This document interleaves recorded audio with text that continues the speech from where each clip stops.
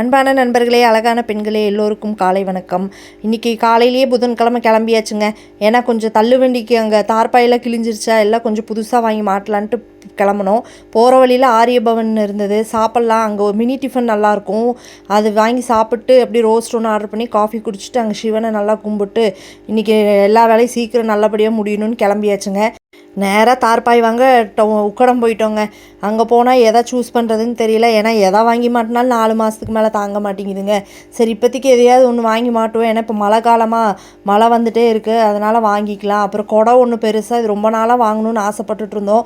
ஏன்னா இந்த சைடு வந்தால் தான் வாங்கணுன்ட்டு இருந்தோம். சரி, இன்றைக்கி வந்தனால இதையும் ஒன்று வாங்கிட்டோம். ஏன்னா பசங்கள்லாம் மழையில் நனைகிறாங்க, அவங்கெல்லாம் கொஞ்சம் நின்றுக்குவாங்க அதில் அப்படின்ட்டு. அப்புறம் அப்படியே வர வழியில் கிளம்பிட்டோம். இதுக்கே 11 ஆயிடுச்சுங்க. நம்ம கோணியம்மன் கோபுரம் அருமையாக தெரிஞ்சுது. கோயிலுக்கும் வந்து ரொம்ப நாள் ஆகிப்போச்சுங்க, இடையில வரணும். அப்புறம் நம்ம ரயில்வே ஸ்டேஷனை பார்த்தா சின்ன வயசு ஞாபகம். அப்புறம் போய் 11 வருஷம் இருக்குங்க. அதுக்கு முன்னாடி சேலம் போனோங்க. இன்னி அதுக்கப்புறம் போகலாம், அதுவும் போகணும். அப்புறம் பாலமெல்லாம் ஃபுல்லாக சைடில் செடி வைக்க ஆரம்பிச்சிட்டாங்க. அடுத்த மாதம் எப்படி ஓப்பனிங். அப்புறம் பார்த்திங்கன்னா நாங்கள் கடைக்கு இந்த தார்பாய் கட்டுறதுக்கு அங்கேருந்து ஆல்ரெடி எல்லாம் இருந்ததெல்லாம் கரையாக முடிச்சிருச்சுங்க. அதனால் புதுசு ஒரு 6 பூட்டு வாங்கிட்டு வாடகைக்கு ஆட்டோவை பிடிச்சி கிளம்பிட்டோங்க.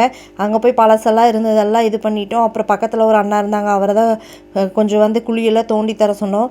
கரையாக முடிக்காமல் இருக்குது, கரையாக மருந்து எல்லாம் போட்டு சாக்கெல்லாம் போட்டு ஃபுல்லாக கட்டி உள்ளே இறக்கிட்டோங்க.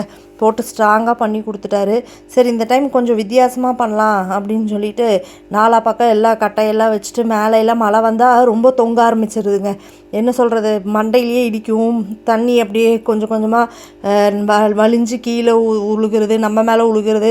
இதே ரொம்ப கஷ்டமாக இருந்தது.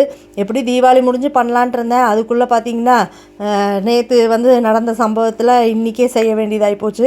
சரி, இந்த டைம் கொஞ்சம் நீட்டாக பண்ணணுன்னு இன்னொருத்தர் வந்தார்.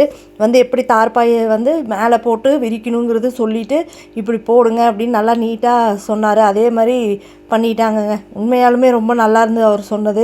அவர் சொல்லி கொடுத்ததில் இது ஒன்று கற்றுட்டோங்க. அப்புறம் எல்லாம் ஃபுல்லாக போட்டு எல்லாம் டைட்டாக கட்ட சொல்லிவிட்டு இருந்த மீதியெல்லாம் சைடில் பார்த்திங்கன்னா இந்த ஏதோ ஃபங்க்ஷனுக்கு டெக்கரேஷன் பண்ணுவாங்கள்ல, அந்த மாதிரி பண்ண ஆரம்பிச்சிட்டோங்க. பாருங்கள், இப்போ ஏதோ டெக்கரேஷன் பண்ணுறதுக்கு வைப்பாங்களா, அந்த மாதிரி ஆயிடுச்சு. இப்போ பார்க்குறக்கு உண்மையாலுமே ரொம்ப நீட்டாக இருக்குங்க. வண்டியெல்லாம் உள்ளே நிறுத்திட்டு கடைசியாக கிளம்பிட்டோங்க. இனி நாளைக்கு கடை போட்டுற வேண்டியதாங்க. Thank you, by by.